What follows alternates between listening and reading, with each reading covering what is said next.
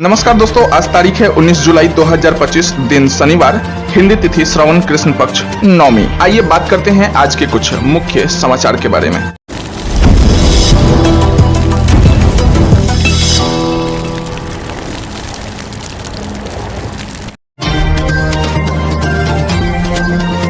चुनावी साल में 5वीं बार बिहार आए पीएम मोदी। मोतिहारी में सीएम नीतीश के साथ जनता के बीच से होकर मंच तक पहुंचे। हालांकि पीएम नरेंद्र मोदी एक बार फिर बिहार आए हैं। शुक्रवार को प्रधानमंत्री जनसभा को संबोधित करने के लिए मोतिहारी पहुंचे हैं। यहां से उन्होंने बिहार को 7200 करोड़ की योजनाओं की सौगात बिहार को दी है। पीएम मोदी पिछले 10 महीने में 7वीं बार बिहार दौरे पर आए हैं। बिहार में इस साल विधानसभा चुनाव भी होना है। मोतिहारी की सभा से पीएम ने चंपारण और आसपास की 24 विधानसभा सीटों को भी साधा है। ओपन गाड़ी में सीएम के साथ जनता के बीच से होकर मंच तक गए पीएम। हालांकि बताया जा रहा है कि पीएम मोदी शुक्रवार को बिहार पहुंचे हैं।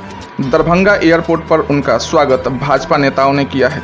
दरभंगा से हेलीकॉप्टर के जरिए पीएम मोतिहारी पहुंचे।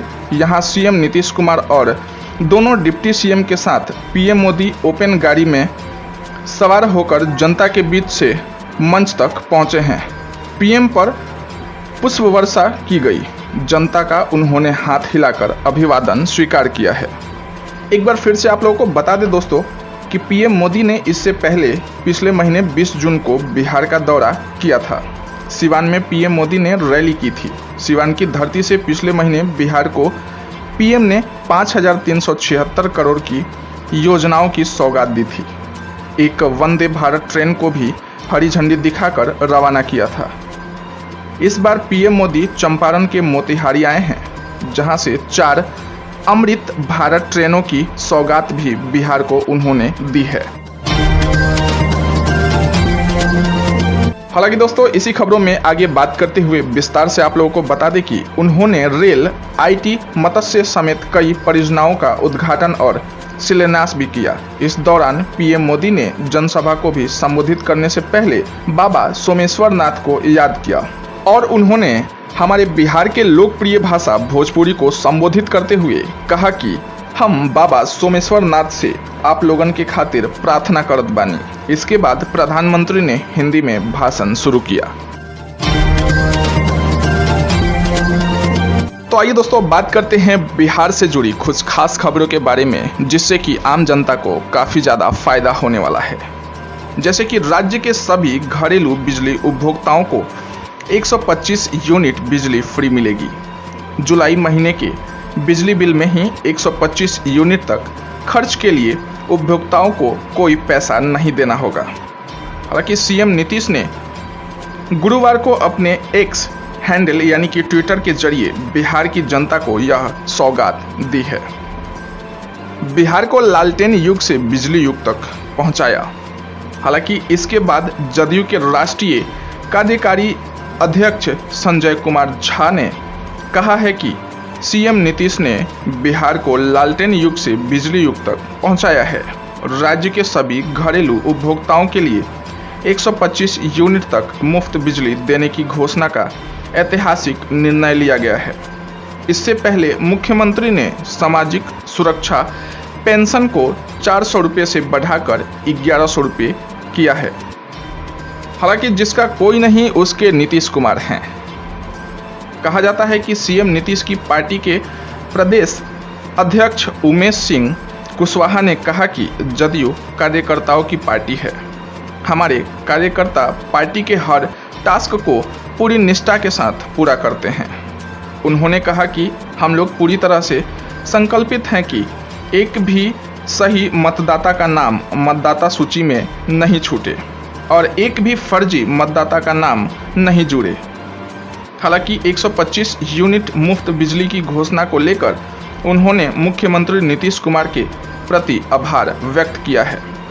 साथ ही कहा है कि जिसका कोई नहीं उसके नीतीश कुमार हैं। उनका यह निर्णय कई मायनों में मील का पत्थर साबित होगा। उत्तर बिहार के 4 जिलों में 528 नए चापाकलों को स्वीकृति। पटना पीएचडी मंत्री नीरज कुमार सिंह ने कहा है कि उत्तर बिहार के दरभंगा, मधुबनी, सीतामढ़ी, शिवहर में जलस्तर में आई गिरावट और संभावित पेयजल संकट को देखते हुए विभाग ने 528 नए चापाकलों की स्थापना की योजना को स्वीकृति प्रदान की है। मंत्री ने कहा, नए चापाकल केवल वैकल्पिक जल स्रोत के रूप में लगेंगे ताकि नियमित जलापूर्ति योजनाओं में किसी तरह की बाधा की स्थिति में भी लोगों को निरंतर स्वच्छ पेयजल की सुविधा मिलती रहे। साथ ही विभाग द्वारा उन ग्रामीण क्षेत्रों की पहचान पहले ही कर ली गई है जहां भूजल स्तर में आई गिरावट के कारण मौजूदा जलापूर्ति व्यवस्था पर दबाव बढ़ा है। इस कारण वैकल्पिक स्रोत की आवश्यकता महसूस की जा रही है। योजना के अंतर्गत चिन्हित टोलों और बसावटों में प्राथमिकता के आधार पर चापाकलों की स्थापना की जाएगी। योजना पर 4,98,43,200 का खर्च होगा। देश भर में स्वच्छता की रैंकिंग में पटना को बेहद खास स्थान। अब 3 स्टार रेटिंग वाला शहर बन गया है पटना। हालांकि दोस्तों, बिहार की राजधानी पटना की स्थिति स्वच्छता के मामले में सुधर गई है। राष्ट्रीय स्वच्छता सर्वेक्षण 2024 में पटना को 21वां स्थान मिला है। इतना ही नहीं, पटना को पहली बार 3 स्टार मिला है। जानकारी के मुताबिक 10 लाख से अधिक आबादी वाले देश के 44वें शहरों में पटना को 21वां पायदान हासिल हुआ है। दरअसल साल 2022 की बात करें तो पटना की रैंकिंग 38वां तो वही साल 2023 में 25वां रहा था, लेकिन 2024 में 21वां रैंक मिला है।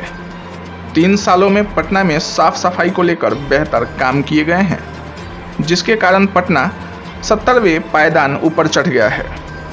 बता दें कि इसके लिए पटना नगर निगम को स्वच्छता रैंकिंग में मिनिस्ट्रियल अवार्ड भी दिया गया है। हालांकि दिल्ली में आयोजित एक सम्मान समारोह कार्यक्रम में अवार्ड सौंपा गया। बता दें कि इस कार्यक्रम में पटना मेयर सीता साहू, उप महापौर रेशमी कुमारी समेत कई अन्य लोग मौजूद रहे। कहा जा रहा है कि पहली बार मिला है 3 स्टार। हालांकि बता दें कि पटना शहर को साफ सफाई के लिए कभी 1 स्टार मिलता था, उसे आज 3 स्टार मिला है। यह रेटिंग कचरा मुक्त शहर को दी जाती है। इसके अलावा देश भर में गंगा नदी के किनारे बसे शहरों की साफ सफाई को लेकर भी रैंकिंग की गई है। इस बार देश के ऐसे 88 शहरों को स्वच्छता सर्वे 2024 में शामिल किया गया था, जिसमें पटना को गंगा टाउन शहरों में 4था स्थान मिला है। पटना से पहले प्रयागराज, वाराणसी और कानपुर को शामिल किया गया था। बिहार पुलिस हाईटेक तरीके से देगी अपराधियों को जवाब। AK-47 के साथ अब ये हथियार हो रहे हैं शामिल। बिहार में लगातार हो रहे आपराधिक घटनाओं के बीच अब बिहार पुलिस हाईटेक हो रही है। अपराधियों को मुंहतोड़ जवाब देने के लिए अब बिहार पुलिस की ओर से अत्याधुनिक हथियारों का इस्तेमाल किया जाएगा, जिसके बाद अब बिहार पुलिस के हथियारों में से 303 राइफल गायब होने वाले हैं और AK-47 समेत कई अन्य अत्याधुनिक राइफल मौजूद रहेंगे।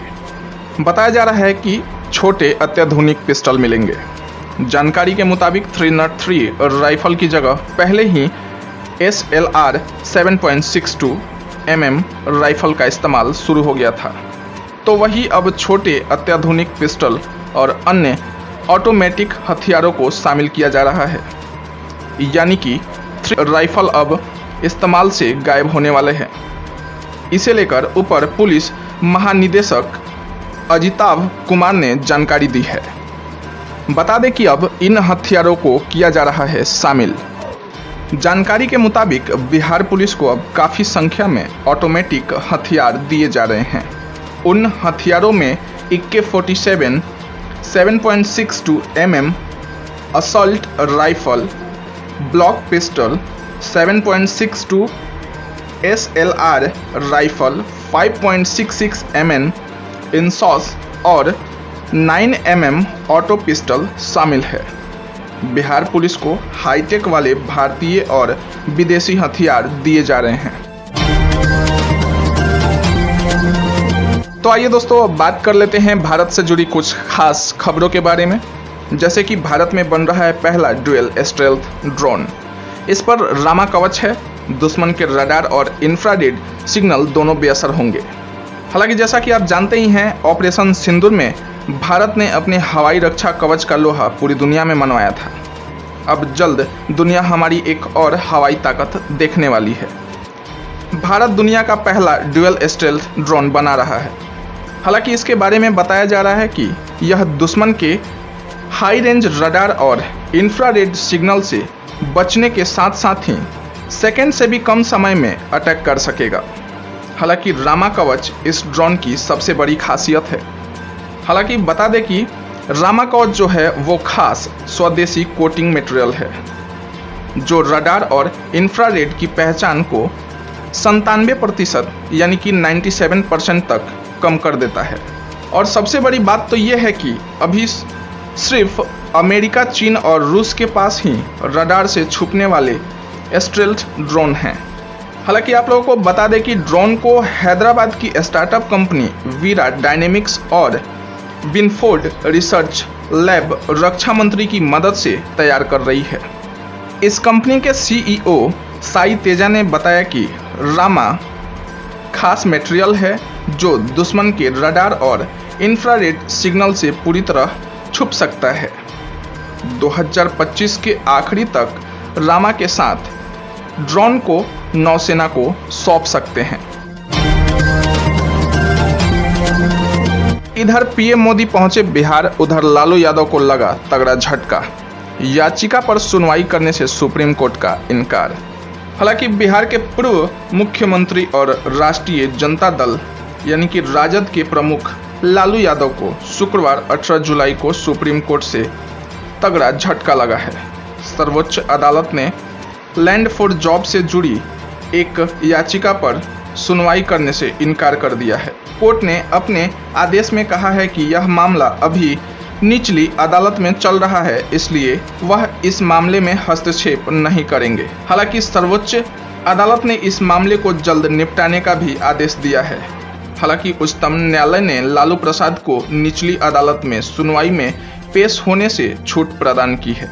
बता दें कि लालू यादव को यह झटका तब लगा है जब प्रधानमंत्री नरेंद्र मोदी बिहार के मोतिहारी के दौरे पर आए हुए थे। अंतरिक्ष से लौटकर शुभांशु चलना सीख रहे हैं। लिखा, सीधे चलना मुश्किल हो रहा है, संतुलन बिगड़ जाता है, इन सब से मानसिक तनाव भी हो रहा है। हालांकि अंतरिक्ष में 18 दिन रहकर लौटे लखनऊ के एस्ट्रोनॉट शुभांशु शुक्ला अब डॉक्टरों की निगरानी में हैं।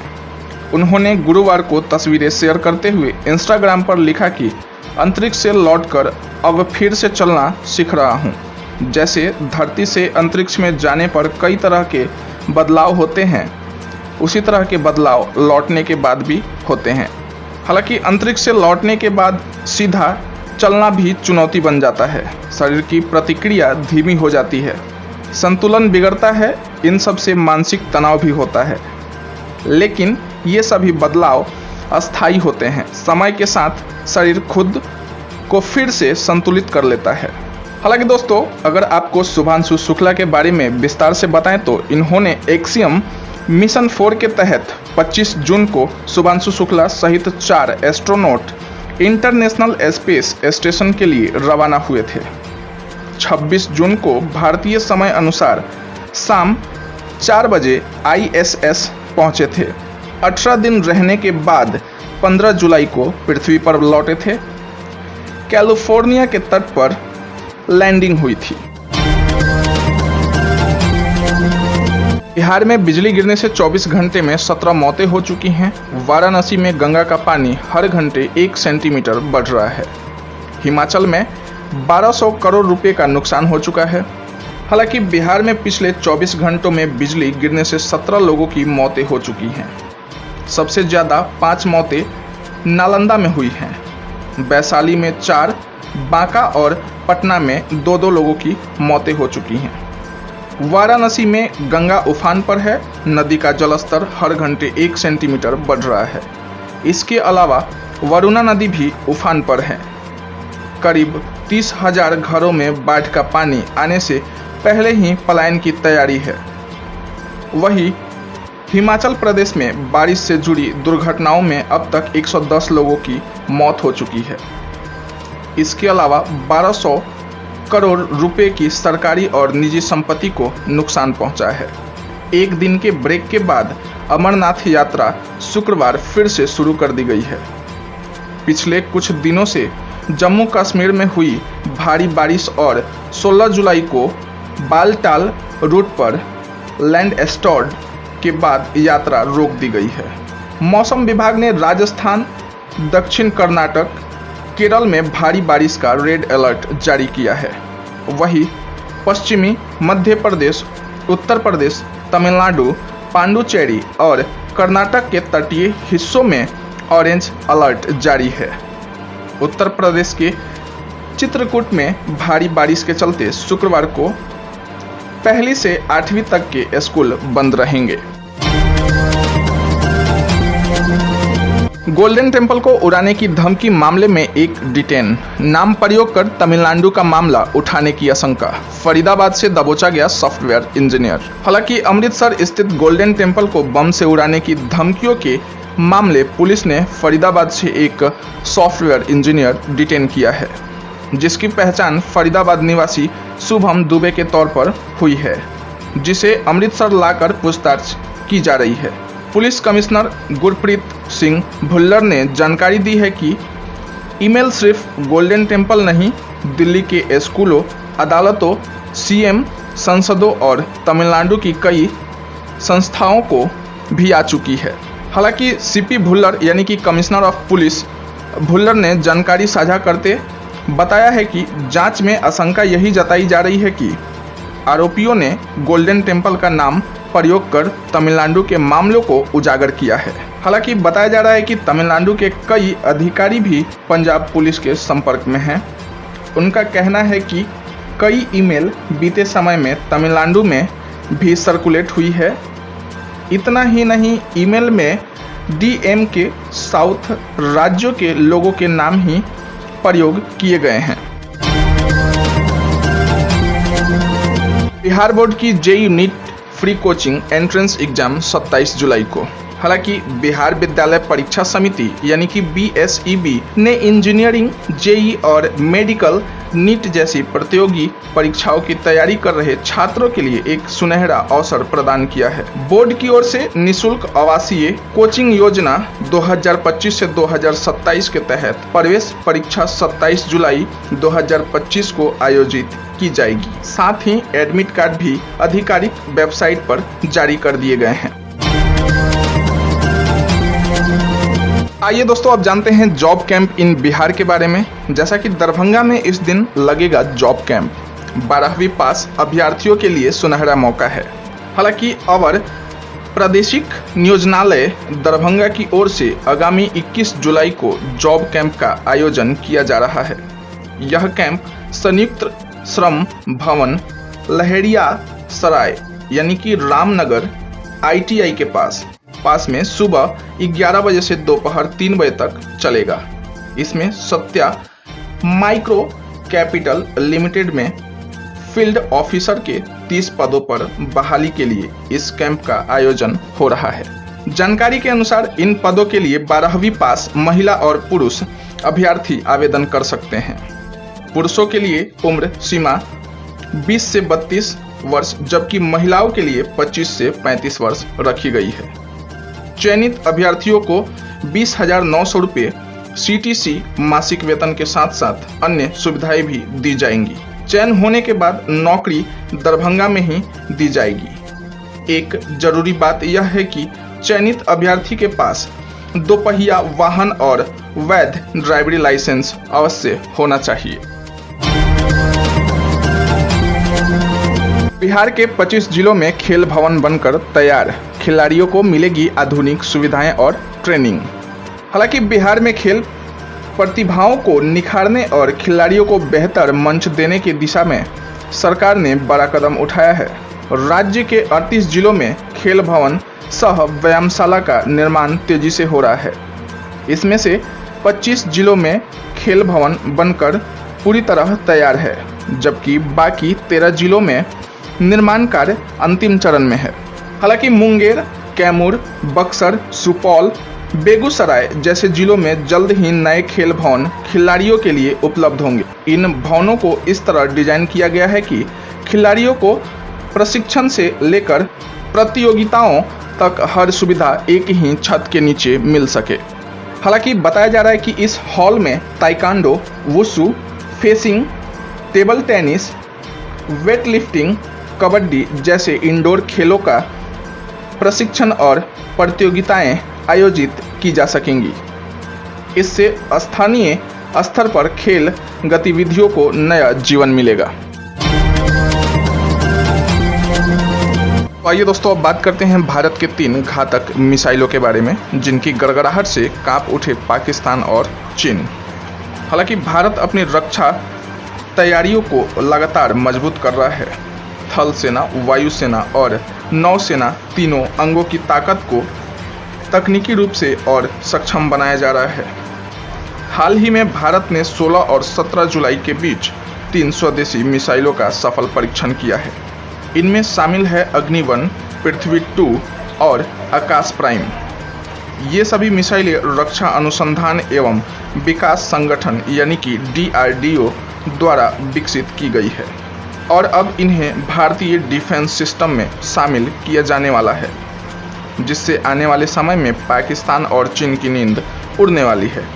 बताया जा रहा है कि रक्षा मंत्रालय के अनुसार अग्नि-1 और पृथ्वी-2 मिसाइल का परीक्षण ओडिशा के चांदीपुर स्थित इंटीग्रेटेड टेस्ट रेंज यानी कि ITR से किया गया है। इस परीक्षणों की निगरानी स्ट्रेटेजिक फॉरेंस कमांड यानी कि SFC ने की है।